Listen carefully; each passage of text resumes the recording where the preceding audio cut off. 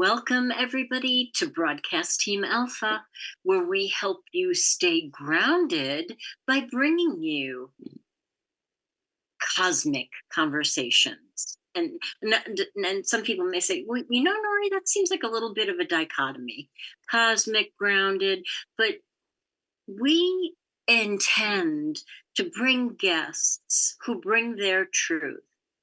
And in the truth, we can make really good decisions and judgment about what's really going on in the world.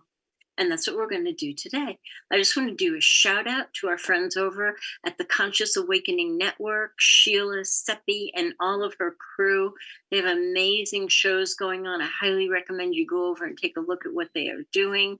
And if you would like to join us for a manifesting miracle, and we do see miracles happen as a result of getting together on Sunday afternoon at 2 p.m. Eastern, putting our minds together and intending with beautiful visions for that for which we would really like to see happen.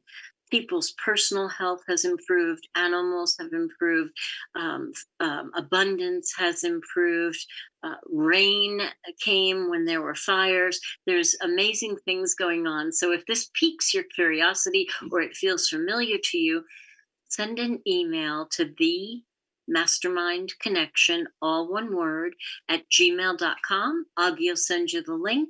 Come hang out with us at Zoom and see if you want to join us. So Aage, without any further ado, please tell us about our guest.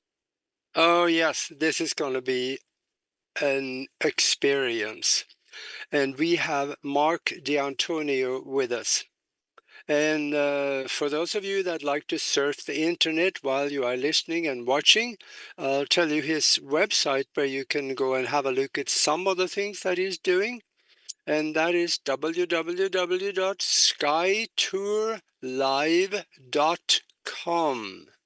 skytourlive.com, or even better yet, Google his name and you're going to have an eyeful you're going to be busy for a week or so watching stuff.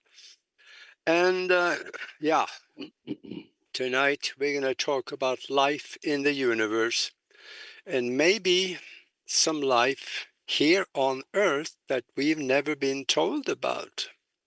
Everything is possible. See, Marc has a degree in astronomy and is the chief photo and video analyst for MUFON, the Mutual UFO Network.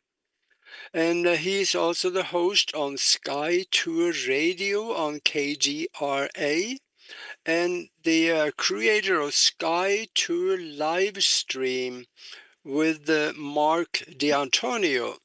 And that is a group of live deep sky telescopes and observatories on YouTube where people can actually see cosmos and planets, almost like it looked close up. This is an incredible experience. You should go and have a look at that. And, when you have multi-million-dollar telescopes from observatories, you see stuff that you normally don't. And he also has investigated the evidence of UFO sightings, landings, personal contact. And that is why he is convinced that there are extraterrestrials that is coming here, visiting, and making contact with people, individuals. And also there are rumors of government officials that has met with them. In fact, there's some paperwork to that, and some of them have admitted it. And now he is with us for the next hour. So let's have some fun. Welcome to the show, Marc. Welcome, Thanks, Marc. Aage. Good to see you. Hi, Nori. Welcome to you too. I'm glad to be here with you guys. It's good to be here. Yeah. So what is on the front burner for you, Marc? What is bubbling up in your world that's getting your attention these days? Well, actually, being an astronomer is first and foremost. I also own a model making business and do a lot of work for the Navy. So, as you can see, my my office is a ship, and there's a Yes. porthole. Okay, the walls. I mean, the ship lights, girders for seal. I mean, Mhm. I so noticed that. I'm yeah, and so yeah, it's actually pretty nice. It's actually got a lot of detail and stuff in it that's really It neat. does. You It's know, very cool. yeah, and my my workload is such that I get a chance to set aside some of the Navy work to go administer our observatories. We have two remote observatories that I run from here. I'm in Connecticut, Well, okay, and Augie's out in what Tucson, right? Yeah. mm, Yeah, yeah. I don't know where you are, Nori. But I'm in Tucson right now. you Yeah. are okay. Okay, I'll be there next Tuesday or Wednesday actually, Oh, because cool. I have to come out. Yeah, um, and the observatories are remote, and I run them from here in Connecticut. And what I do is I open them up, and I go live on our YouTube channel, and I start showing people the wonders of the night sky. And Uh, we I don't just show them cool pictures. I tell them what they're looking at, but I put it in terms of what it means to us as creatures on Earth, because everything we see in the universe is something that preceded us here. All yeah. right. So supernovas, stars blowing up, that preceded us here. Dark clouds of gas and dust that make planets and stars, that preceded us here. So the study of these things is actually fundamental to understanding where we come from. And that's what my book is about, the populated universe. I mean, I believe it's a populated universe. Mm. And when I was getting my degree, I was arguing with the director of our observatory, and I said to him, I believe it's a populated universe. I said to him, I go, look, we're bilaterally symmetric. We're carbon-based beings, so we actually have um, symmetry in every single life form on the planet. It's not bilateral; it's symmetric. Okay, in sorts. So I said, it stands to reason that if you're carbon-based, you're probably going to be symmetric in some way. You'll have DNA because every life form on Earth does have DNA. Yep. And I think I said that since there are so many millions of life forms on our planet that have come and gone, that there are templates that the universe simply provides. And if a planet can support it, life will just automatically evolve because the building blocks of life are manufactured by the universe, by planets, and by a variety of sources. So I think that it really stands to reason that the universe is populated by life. Now, Yeah. whether they're here or not, right? I mean, we know this, both you, we know that whether they're here or not depends on a great many things. The vast gulf between the stars is just an immense void that we right now can't even fathom being able to cross. But one of the most popular talks that I give in the entire country is on interdimensional travel, and it has to Mm. do with looking at some Meanwhile, the opening of airspace after the future advanced physics that's coming our way, in string theory, and then that's that's a whole nother show, a whole nother talk. But Yeah. the truth is, I actually, and you were saying it earlier, Nori, about you know, uh, letting your consciousness speak and doing things like that to manifest things. Um, I know how to do that. And the reason I know how to do that is because I did it. The person you're looking at here was a quadriplegic and profoundly blind 10 years ago. No way. Yeah, after a surgery that went Wow. bad. And in a coma, I was wide awake and hearing doctors tell my family I wasn't going to make it. And I Ah, was saying in my head, stop telling them that, you dummies. I'm going to be fine. I knew I was going to be fine. And that's a whole nother wow. show how I knew that. But in the coma, I figured out how to heal my brain.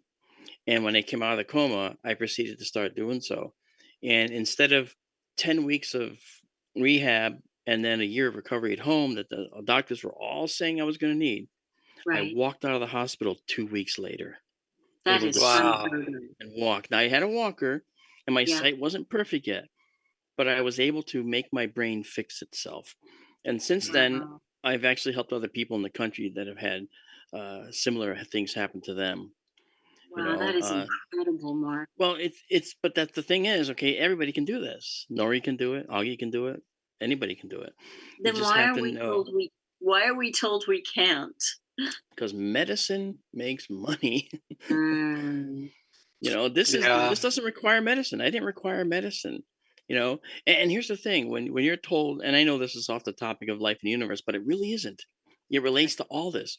When you're told that um, you have a headache, therefore take a Tylenol, right, a pill, right? That masks the pain. Okay, great. And for some cases, that's fine. I have a headache today. But sometimes pain is there for a different reason. In my case, my pain was there because my brain was trying to tell me something. The brain was saying the signals that are coming in through perfectly working eyes, through a perfectly working optic nerve, they're dead ending in the brain where the visual cortex has been destroyed. Okay, Wow. and Uh, mine was destroyed, and they uh, they said, well, you'll be blind for the rest of your life, most likely. That's what they said. And I said, Right. no, I won't. No, I won't. I'm going to be fine. I'm going to fix it. And they're like, oh, okay. Well, the thing is, that pain, every time I looked with the eyes, I was getting like needles in the back of my head, like stabbing pains and Mm. twisting a knife. I'd pass out. It was so painful. Wow. And so I used that pain to heal. And I used the evolution of the brain to do it. Because when you try to stick your finger in a candle, what happens immediately? You both know the answer. Right. yeah. You put your finger in a flame. What happens? Pull it away. It Right? hurts. Yeah. Your brain pulls it away. You don't do that. Your brain is Sure. programmed to do that to keep the organism, which is you, out of danger. So your brain is programmed to do that. So in the case of me, where I was seeing if I had a laptop open, I had the nurse open the laptop, looking at the screen and watching some kind of show that was on there that I couldn't see. The pain was so unbearable that it was, again, stabbed in the back of the head for like hours at a time. The brain was doing this, and this is how I liken it to it. I'm not a neurologist. The brain said, "This pain is unbearable. I've got to find a way to fix this. I can't stand this anymore." And so the brain figured out a workaround, and just like that, bam, that quick, I suddenly saw shadows where I saw nothing. Okay, Wow. and that's when I knew my sight was going to come back fully, and it has. Almost. It's 98.8%.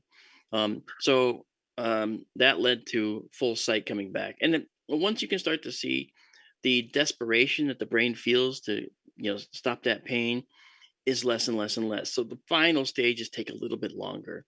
So Mhm. it whereas I was out of the hospital, I walked out of the hospital in 2 weeks. Okay. My final vision didn't come back until about a month or two later, which is still fantastic. But I still kept Amazing. working on it. Yeah, but Yeah. this is something that even the surgeons that worked on me said is something that medical science needs to hear, Of course. yeah. because Of course. and it's us healing our brain, which is plastic. Now, that takes me down the path of life in the universe. We are incredibly varied, incredibly capable, right? And that Hmm. capability is something that is a template that the universe provides. That organism that we are evolved over millions of years to become what we are today, and through five major extinction events on our planet, and then finally we come out of it. Now, we're not the strongest creatures. We're not like dinosaurs. We don't have thick hides. Okay, actually, we're very fragile, but we increase the size of our brains to use technology to counter that. And so this is something that I think all life in the universe will encounter. They will encounter their defining moment where they go from being dumb animals, so to speak, to being intelligent creatures and start to reason solutions. And that's going to lead to development of their brains. And my feeling is that this has happened hundreds of thousands, maybe millions of times so far in the universe. And so there's plenty of chances in my book, The Populated Universe, and others, uh, to say that the likelihood that there's intelligent life out there is actually a lot higher than people will claim that aren't in our Yeah. community, kind of a thing. You know what I mean? Mm. So, Yeah. And you mentioned also interdimensional. mhm. There is this document on the CIA website it's called the smoking gun, and I read it, and it said that right in that document it says that yes, we know there are extraterrestrials coming here, we are talking to them, and but they are mostly interdimensional. You may have heard of that one. I am Hmm. quite sure you have. But that document is right there. And there's other documents on the FBI website that I have where they explain what the extraterrestrials look like and what their agenda is. So, Hmm. yes, you are absolutely on target. They are coming I here. I do believe that, and for good reason. I mean, if you think about it, okay, if I think that life in the universe is predominantly carbon based. Carbon Mhm. is the fourth most abundant element in the whole universe. Fourth. Okay. Know what the third most abundant element is? Oxygen. Okay. And the second, helium. First, hydrogen.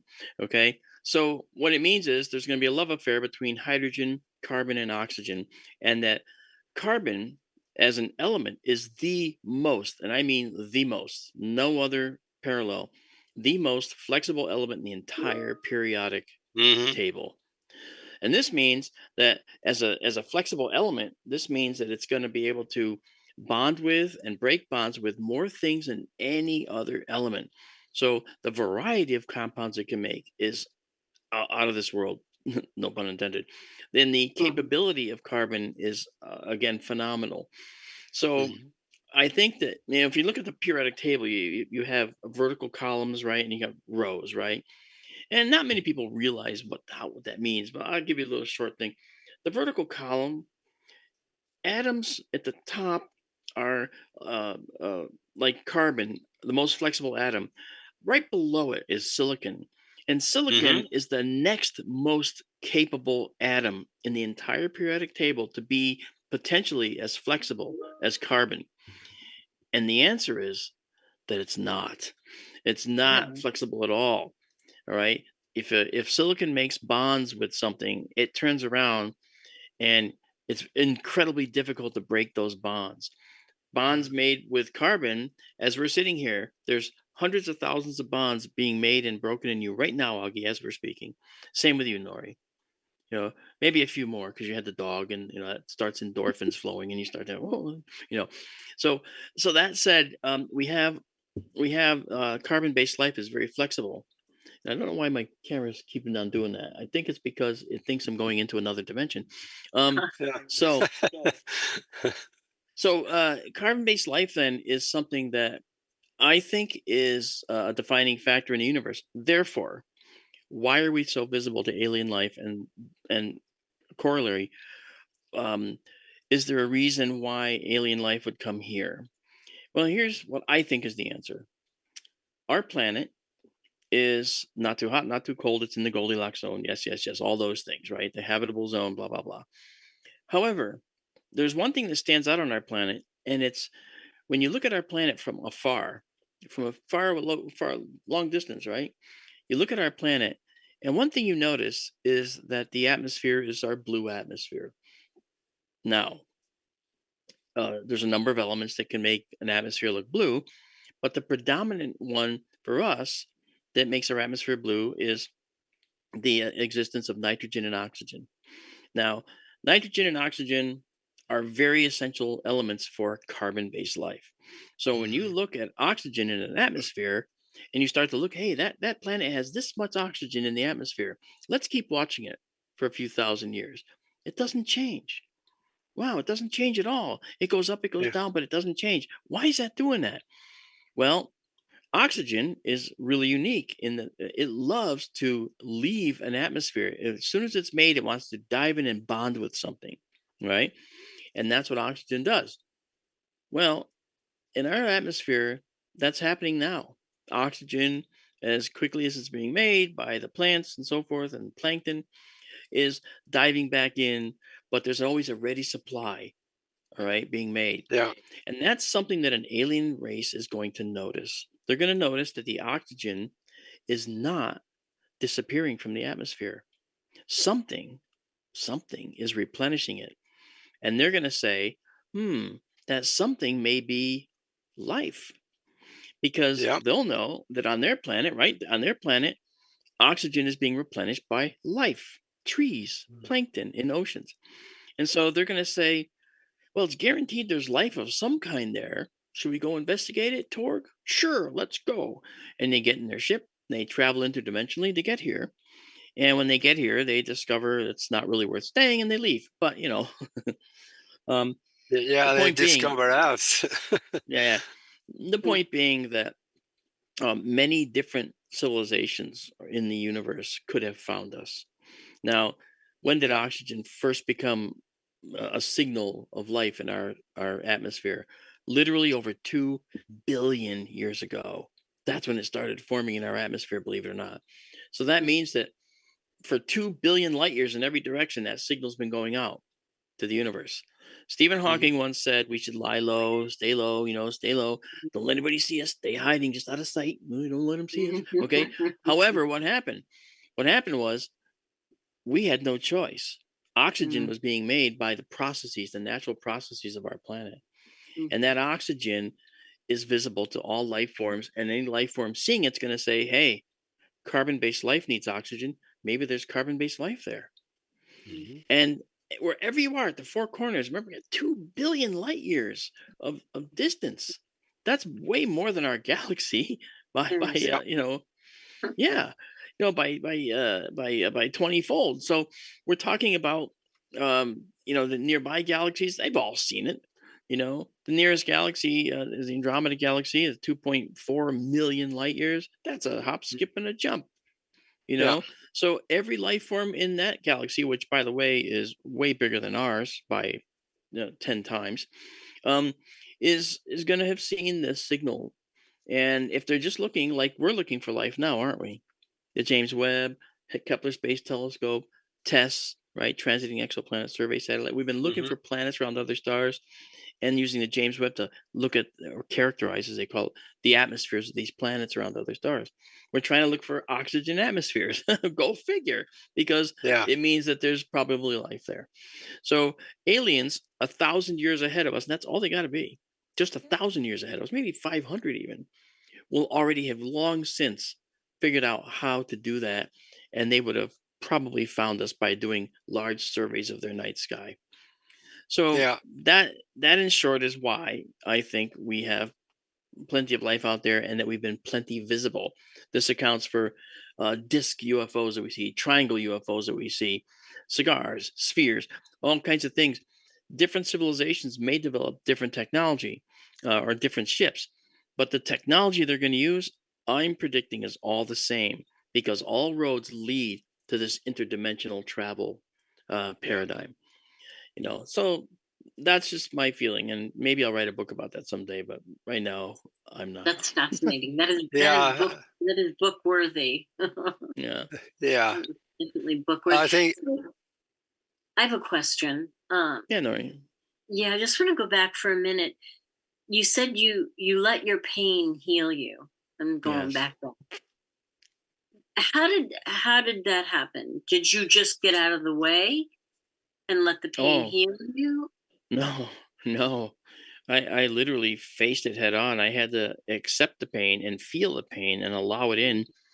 I Mhm. didn't take any painkillers. I didn't want anything to numb the pain. That pain was actually, and you know what? It came to me in the coma, where Yeah, doctors said I wasn't really awake, but I was absolutely awake. I remember all the right. conversations and relayed it, and they claim, "Oh, somebody had to tell you." Nobody told No. me. Um, so when I would look at a screen, I would feel the energy of the TV screen, the visual laptop screen going into the brain. It would, like I told you, it feel like knives. So I'd have to keep my eyes closed most of the time to make the pain go away. So in order to heal during the coma, I figured out that the brain evolved to keep us out of danger, like I said. So therefore, if we can face the pain and allow the pain to help us, because that's what it's there for, Mm. hard as that may be to follow, right, or to accept, Mhm. Mhm. then the pain can do the work and help the brain figure out how to reroute neurons. And as I Mm. said, my CAT scans show a visual cortex that's really like Swiss cheese. There's a lot of it was damaged. That was the major impact in the brain. You know, a Wow. clock got away down here, went up into the brain and blew up, and just like that, bark, and it blew up in my Yeah. brain and Yeah. killed a lot of places in the brain. So I had to literally make workarounds, and the workarounds were using the pain. You know, Incredible. well, yeah. Like I'll give you an example. My every time someone touched me, like when I was in the hospital bed, now I couldn't move. Remember, I was a quadriplegic Right. for that time. Right. Every time they touched me, it felt like molten lava touching me. It felt Ugh. like excruciatingly burning alive. Okay. Mm. Now you might say, "Oh, I can never take this," and I was thinking, "Bring it on," because that's what's going to heal this brain. Okay, the brain Wow. has to feel that pain so it knows what to avoid. It has to figure out how to stop that from happening. So I asked the Wow. nurse to put a ball in my hand, and she Wow. did. And I asked her to squeeze my, hand, the fingers. And as she did that, of course, it felt like molten lava, and the ball felt like molten lava. And I passed out almost immediately. And I just sat there with this ball in my hand. Now, just because I'm passed out doesn't mean the brain's not feeling the signals of pain. And it kept Mm. feeling the pain. And when I woke up, I noticed the ball was in my lap. This was after I started working on my eyes because it took about 3 days to get my eyes back enough to be able to see other things, in a rudimentary way. And so I asked the nurse to put the ball back in my hand, and she did, and it hurt. Oh, it hurt so bad, but almost immediately my hand went like that and threw it out. I didn't do that. It was a Mhm. programmed response the brain had built while I was Oh, apparently yeah. passed out. And so I said to the nurse, "Look," her name was Linda. I said, "Look, Linda, now I'm a paraplegic, not a quadriplegic." And I said, "Put that ball back." She put it in, and my hand threw it back out.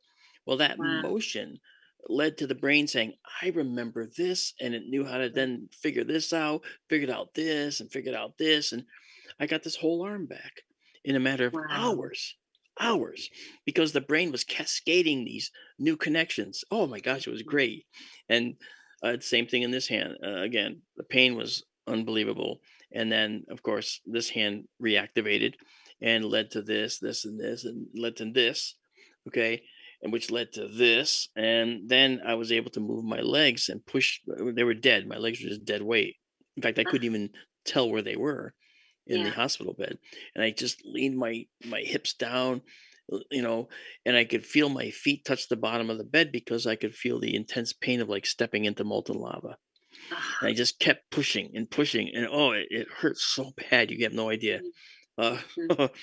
and then finally, my foot pulled back. I didn't do that. My foot pulled back. Mhm. So I did it again. My foot pulled back. I did it again. It pulled back. I did the left one the same way. And literally, it took maybe another day, and I had all this back, and I had my legs Wow. back. Okay. And Unbelievable. I've taught people this. I don't take money for this. This is something that I think is information everybody should know. And so Yeah. I mean, I did this, and there's a doctor in the Midwest that had a serious problem. Now, when a clock gets into the brain and blows up, we call that a stroke. Well, I was having surgery, and during the surgery, a major clot got loose and went up into the brain and blew up. And I had 8 major strokes in the table that they never caught. And Wow. they told my family that they didn't think I was going to wake up. You know, Yeah. so the bottom line was, this particular doctor just had one of those, but his hands were all curled up, and he was 3 months in, and they say, well, after a month, that's kind of all the recovery you're going to get, right? Mhm. And I told his wife, no, it's not. There's another potential way. It may not work. I'm not a neurologist, but I'll tell you what I did. And I explained kind of what I was saying here. And I gave her a workaround because he was not feeling pain, but he could see. And so I appealed with her to the other side of the coin. If it's not pain, it's fear. And Mm. this is the harder one, because if you care about someone, you don't want to instill blind panic in them. But if you do, the brain reacts the way it has to heal. Okay. Right. Example, I told her, take a needle and bring it down to his fingers and push on there. Now, the skin is pretty resilient and it won't penetrate unless you really, really push hard. But don't Right. tell him that, I said. Tell him you might stick him and you might hurt him. let him panic. I can't do that. He's my husband. No, you have to do that. Yeah. Okay. So she went away first. I didn't hear from her and him actually for 6 weeks. And then I'm in my observatory doing a live stream when I had the observatory in the front area here. It's now in Arizona, but um, when I was out front, it was middle of winter. It was cold, and my co-host says, "Hey, Mark, there's a doctor in the chat wants to say hi." I went, "Oh, okay. Hi, doc. How you doing?" And it was him. He was talking, Wow. Uh, and he said, "Everything you said came true. I got my life back." That is Unbelievable. incredible. But see, this is what neurology doesn't tell you. This is what neurologists don't tell you. That's right. mm, Yeah. And then I that had this, another. Go ahead. I'm sorry. yeah, this is incredible. There is no established procedure for anything like this, and you figured it out on your own. Well, it was desperation, wasn't it? Yeah. Yeah, You ready for this? You want to know why I was desperate? This happened yeah. June 15th of 2015. And Oh man, oh man. In September of 2015, I had to be in Los Angeles to do a talk at a conference, and I wasn't going to miss it. And when I told the Yeah. doctor that 8 to 10 weeks plus a year of recovery at home, that doesn't work for me. He said, "Do you understand what happened to you?" I said, "Yeah, the surgery made a few strokes." you know, I said, "But I'm going to walk out of here and I'm going to be able to see you again." And he says, "Well," he goes, "That's the ticket." I couldn't see him or I just hear him. Oh And gosh. yeah, he was condescending, a little, because they've seen it all, right? So, Yeah. Not they and really. yeah, that's true. They've not seen the Yeah, healing. So I ended up making that conference in September with no problem. I went through. I went and did my talk in Irvine, California, and it was actually great. that's And incredible. yeah, I mean, but that healing is something that is something endemic to the human species and probably other species that we don't know. We don't know how a cow brain works. We don't know whether cows ever consciously know how to do any of this. They probably don't. Dogs probably don't either. Um, but we are reasoning creatures and we can do that. And so I stayed cogent during the whole time so that I could actually make sure that I did this healing. I don't mind saying it was the hardest, Oh, 2 months, three I can months only imagine. Yeah. going through the process to heal, the hardest I've ever had. And that's the Mm, problem. Doc, give me a pill. I don't want this pain. Make the pain go away, doc. That's right.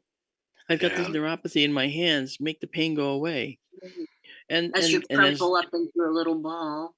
exactly, and go hide away from life. And the surgeon that worked on me, he wrote me this big long letter and said, "I'm on your side with this, dude. This is so cool." He said, "You found all the spare parts that everybody has, but they don't realize they have them." I said, Yeah. "Well," That's I said, "I'll show them. I'll show them where wow. they Yeah. are."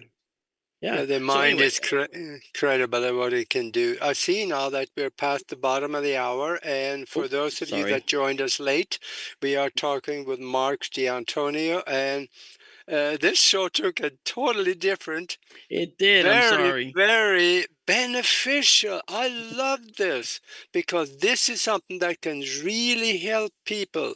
Listen Mm, to what he said, what it he has. figured out how to do from walking around like he does today from being a paraplegic. That is incredible.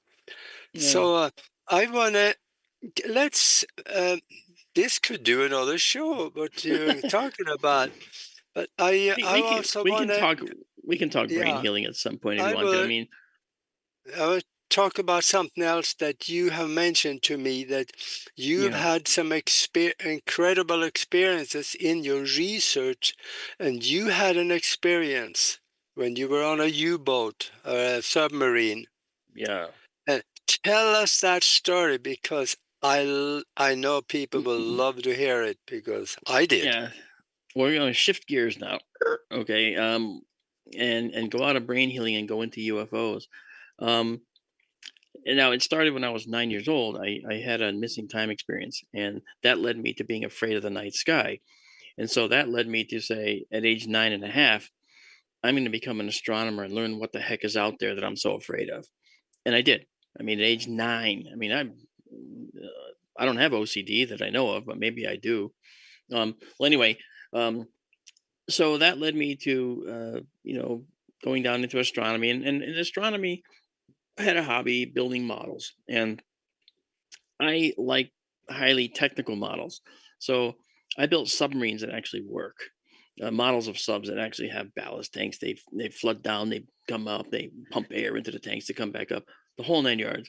They're like 7 feet long, 8 feet long, 6 feet long. Um, so they were very elaborate models, and that got the attention of the Navy and the submarine makers in the United States. And so I'm their outsourced model maker for a lot of the work sometimes for doing the models of advanced concept stuff. Well, you can imagine when you do some work, sometimes they call and say, "Hey, how would you like to go?" And then they give you this potential option, like, "You want to go out on an aircraft carrier? You want to ride on a submarine?" That kind of thing. So I said, "Yeah, I'll go on a sub. That'd be great." Who doesn't want to go on a sewer pipe with end caps and go deep underwater? you know. So I went out on the sub and noticed right away that it rocks and rolls on the surface. I thought submarines are underwater. Well, not for most of the trip. For part of the trip, they're above water. And in Connecticut, we leave the port of Groton, New London, and we go into Long Island Sound, then out through a thing called the Race in Long Island, and then into the open North Atlantic. And when you get into the North Atlantic, the Long Island Sound swells are like this. You get into the Atlantic, it's like this. Okay, now you're Mm. talking big, 6 foot, 4 foot swells, and the entire boat's rocking and pitching, and you're like, whoa. So I was no hero. I was seasick from the moment we got out into the water, into the Atlantic. And so I decided to try and get rid of my seasickness by sitting in what they call a sonar shack, which is right off the main con where they drive the boat. Okay, to the right side is a row of sonar consoles, and I sat in console two. Console one, I don't know if the numbers are accurate, but it's 1, 2, 3, 4 is how I'm saying it. Console one had a sailor at it doing his job. Console two was me sitting there with green skin as I was trying to overcome seasickness. And so I just sat up, and submarines are kind of loud inside. You're always hearing noise. There's always like psh and noise and stuff going on, air and sounds the whole time you're on there. So it's like being in a crowded room the entire time. No kidding. Mhm. Okay, so I was using that like white noise, and I was actually calming, and I was closing my eyes, taking a deep breath, letting it out slowly, and letting my body, acclimate to this seasickness and try to push it out. And I was literally starting to fall asleep a little bit, actually, which was welcome, because I was thinking if I can just take a nap, it'll be all better. So as I was starting to drift off and the voices started getting echoey around me, I suddenly heard the sonar guy next to me yell, con sonar, fast mover, fast mover." I'm like, What?" And now I'm jolted awake. I heard fast mover, and my first thought was, "That's a torpedo. Oh no, we're in the North Atlantic. We could be getting fired on. Maybe the Russians? I don't know what's going on." I thought I was going to die. And I immediately thought to myself, I should never have come on this trip. What an idiot I was to come on this trip. I should never have done this. And the executive officer walks around the corner very nonchalantly. And I'm looking at him thinking, a little faster. It's a torpedo. Boom, pow. Okay, I mean, you know, that's what I was thinking in my head, And the XO says, "What do you got?" And the kid gave him a bearing in the range, and I told you about the noise. Okay, he's looking at him, and the XO's up here, the executive officer XO, looking down at the kid. He says the bearing in the range, but he's away from me, so I don't hear that. Okay, and the XO said, "How fast is it moving?" And the kid looked at the screen, looked back at him, and said, loudly so I could hear it, so most people could hear it. "Several hundred knots, sir." That's several hundred miles an hour underwater. Nothing goes that fast. No. Only one thing goes that fast is a Russian Squall torpedo. It's a steam torpedo. It's the loudest thing in the ocean. It goes in a straight line, and it's short lived. And your sonar would be all blanked out. It would be so loud to you. And this was a very faint trace, and it was there for a while, and he called it a transient. And the kid was like, "I don't know what to do with this." You could see he was thinking that, and the XO said, "Okay." And the kid was like this with his hands out, like, they're trained to know everything, by the way. Sonar officers know everything in the ocean. They know, honestly, this is not exaggeration. If there's a freighter with three propellers, three screws, three blades on a propeller, they Mhm. can tell you if one of the blades has barnacles on it. Wow. I'm not kidding. That's Oh. not a lie. Okay, they have that capability. So that said, this kid was stumped. He'd never seen this before, and he's got his hands out like, "Sir." He goes, "Sir," and the XO just looks at him and says, "Okay, just log it and dog it." And the kid went, "Sir, yes, sir." So he logged it, and bam, it was gone. So me, VIP, right? I'm a big important guy. I get up. Yeah, you see where this is going. I get up and I go, I'm gonna go to this XO. I'm gonna find out because I might know what this is. I'm thinking USO, unknown submerged object. I walk up to him and say, "Sir, I'm familiar with these fast movers. Is there something I can help you with?" He looks at me and he goes, "D'Antonio, right? Sir, yes, sir. You having a good trip so far? Sir, yes, sir. Let's keep it that way." And he walks away. Okay. So for the rest of the trip, I tried vainly to avoid a guy that's like always on the boat everywhere you look. Um, and I couldn't wait to get off the boat now because I wanted to research these fast movers. Well, it took another couple of years, and I had to do a job for the Joint Chiefs. They only work for the president, right? So I had to go to Washington with a special project I did for the U.S. Navy. I drove it down, and I sat with one of the Joint Chiefs. I was him and I, and he was telling me about the new policies and stuff they're doing with the Navy and new ideas for boats. And my brain was saying, "Don't ask it, don't ask it," and my brain was saying, "Don't ask it," while my mouth was already saying, "What can you tell me about the fast mover program?" I went, "Oh," I literally slapped my face like, "Oh, I'm sorry, sir." And he laughs. He goes, "Mark, I can't talk about that program. I'm sorry." I went, "That's okay. It's okay. Sorry I asked." And I said, "I just experienced one on a boat." He goes, "Okay, can't talk about it." Okay. I drove home from Washington that day elated because I got confirmation from the man in charge of the US Navy, nearly in Wow. charge of the US Navy, that they exist. And now I'm like this. I drove from Washington, D.C. to Connecticut, a 6 hour trip, and it felt like 40 minutes, maybe 30 minutes. Mm. I don't even remember much of the road. It was kind of frightening because all of a sudden I was at my house again. I was like, I don't remember this. I just drove all that way. And the time had passed, so it was reasonable. So what that tells me is that there are fast moving objects underwater that were seen by this one particular boat that I was on. And I was only on it as a guest. I wasn't even a sailor. As you can tell, I would never make it as a seasick sailor. So I started looking around and I started doing talks about it. Next thing you know, I'm approached by sailors from other boats. Oh, yeah, we've had those on our boat. We've seen those too. On my boat, one said we classified those as jellyfish, which is silly. Mm.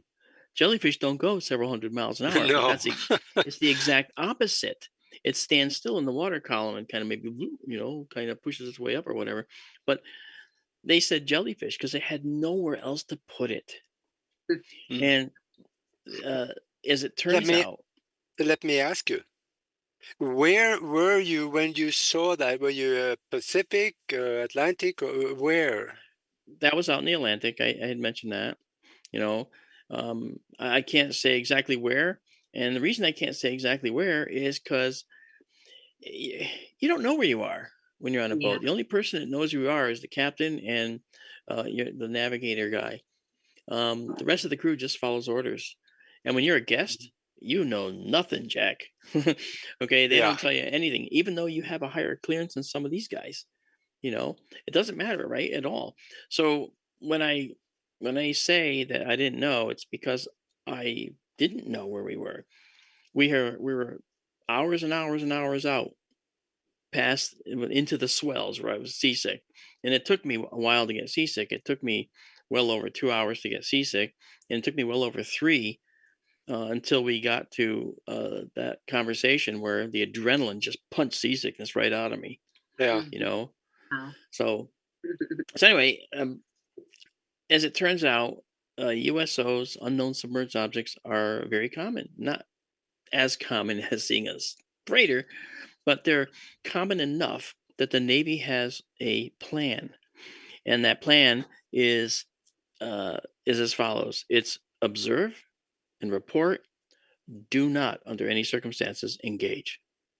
Mhm. Observe, report, do not engage. And that's how they operate with these things. And that what do you call it? That mechanism has been in place since the 60s, when a submarine uh, a group of 5 submarines in a war convoy were doing practice maneuvers down in the southern, like off Puerto Rico, and one of the subs caught a sonar signal from something underwater. Thinking it was a Russian sub, he broke off from the pack to go after it, and he went after it, and he followed it for 2 days with the blessing of the command, and noticed that it went from the surface all the way to the ocean floor in seconds, Wow. and then came up again, would slow down, let them catch up, and then speed away in a split second and be far away. Now, that's in water, which is a thick medium. Air is thinner, but if we did that in water, it would have lots of physics effects. We would Yeah. cause cavitation, bubble making. We'd heat up the water. Okay, you might turn some of the water to steam as you're going through it so fast. I mean, so there's a lot of physics effects that would occur, but they weren't happening, and that perplexed me for years until I ran across my friend Bob Schroeder's book, Solving the UFO Enigma. And Bob and I are friends, and he goes into an advanced physics methodology that uses interdimensional transportation, interdimensional motion, and propulsion, which allows you to go from one place to the other without transferring through the space in between. So you go from here right to here. You don't go through this space. That's interdimensional. But what do you mean? It goes from here to another dimension that you can't see, that's out of our 4 dimensions of X, Y, and Z moving through time. Okay, that's where we're all in. Everything we've ever done is with an X, Y, and Z moving through time. All of it. Wow. Okay.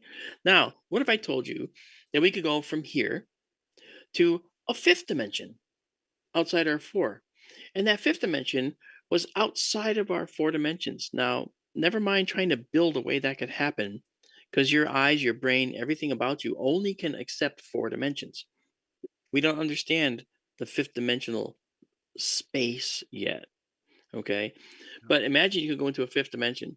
You could end up jumping into a fifth dimension and then reinserting yourself at a totally different point here from here.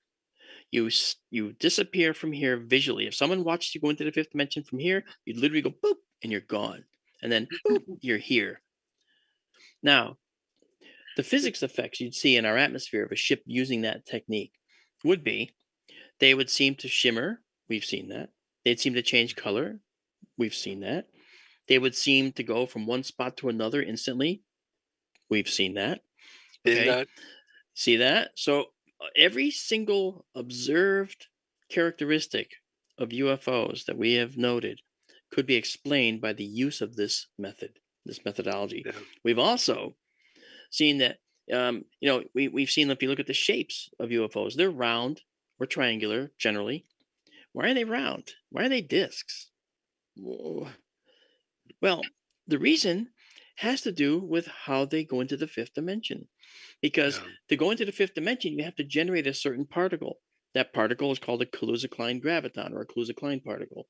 Now, it was theorized by Kaluza and Klein, two physicists from the 20s, and Kaluza and Klein said these particles might exist. They're a strange particle. They might have strange capabilities. Well, lo and behold, CERN over the last few years, CERN overseas, the Large Hadron Collider, they built a detector. Now, the pipe that transmits these fast moving particles is a big circle, and then you have detectors at the end. Well, they built one of the detectors amongst the many, and it's called Atlas, capital ATLAS. Among the jobs of Atlas is to, guess what? Search for Kaluza Klein particles. Wow. Ooh, why would they Yeah. spend millions of dollars to search for those? Because they're very, very promising. So if we could generate those particles with a particle accelerator like CERN has, well, then we could probably generate them with a ship. Now, if we got 1,000 years on our technology that we have now, we might be able to figure out how to make that ship smaller but still round and have the particle ring that's generating the particles in the outside part of the ship. Okay. And whenever you accelerate particles like that in a collider or a ring like that, what you're going to end up doing is you're going to constrain these protons, atoms that in the nucleus are eyeball protons. So if you're going to send a string of protons around in a circle, you have to constrain them to go in a circle because they don't want to. They want to go in straight lines. You have to constrain them in a circle with magnetic fields. And when you do that to protons, there's another little byproduct that we also hear about in the annals of ufology. And that is that whenever people approach a UFO or touch it, something happens to them. They get burned, or they feel weird, or something happens, they get burns on their body. Why is that? Mhm. Because when you constrain a particle to go in a circle like that, especially a charged particle like a proton, it gives off a radiation called synchrotron radiation. Yeah. And you can shield yourself if you're in the core of that ring. If you're in the center of that ring, you can shield yourself from that. But the outside ring, you don't care. So if you walk up to a UFO while it's sitting there hovering and you go to touch it, you're going to get blasted with synchrotron radiation. Hmm. And so the burns that people report and the sunburns on their face they report, guess what those are? Synchrotron burns. So in other words, it all comes together in one place under one umbrella. So the physics will naturally lead every civilization to this because the physics is the same all throughout the universe, Well, I'm right? wondering though, what if they already figured out how to do this? I remember what the head of Lockheed Skunk Works said when he Mhm. retired in 1978. He said, if you have seen it on Star Trek, we already know how to do it. I don't disagree with that. Keep in mind, the Kaluza-Klein particle was theorized in 1920s. Okay, we're in 2020s. Okay, we're 100 years later, Yeah. over 100 years later. So um, I don't put it out of the realm of possibility that they've already got some rudimentary mechanisms that are doing that kind of thing. But isn't that cool? So it all Right. Yeah. comes together in one So place. cool. It's All comes very together in one cool. place. And so every single observed phenomena, and what's it mean? It means actually that these ships, when they surround themselves with these Kaluza-Klein particles, they're actually they're gravitons, but they're Kaluza-Klein gravitons. They call them KK gravitons, and they're 10 to the 16th time stronger than the gravitons that are holding us to our chair right now. Okay, what does that mean? It means that it's a very, very powerful gravity particle, and when you have a small particle like that, such powerful gravity, it makes something called a micro black hole. Now, Yeah. micro black holes are theorized particles that may have existed from the beginning of time, but they could be made theoretically. And what do they do? Well, if you're looking at a UFO, the gravitons surrounding it are going to suck up a little bit of the light, okay, coming to you from the UFO, which means that it might look like it's shimmering. That shimmering effect I told you. It might change the color and make it look like it's going from red to blue or back forth. That's all. That's all perfectly fine and consistent with this. And then it's going to do something else.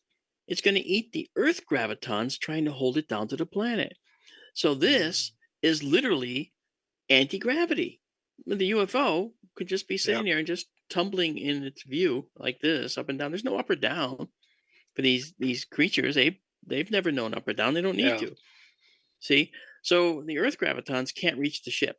So it literally is effectively negating gravity. See that? Gosh, I see now we are down about 5 minutes left. I want to So make good. sure Yeah. that So you good. get to talk about some of the things you do too. Then I'm just a your big mouth. shows That's and what happens. Oh, I'm a it's big so mouth. good. It's excellent. Well, okay.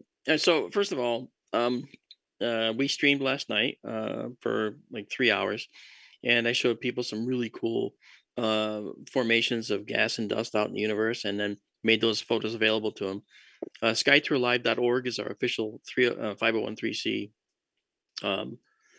site, and on SkyTour Live on SkyTour live stream on YouTube, that's our official channel.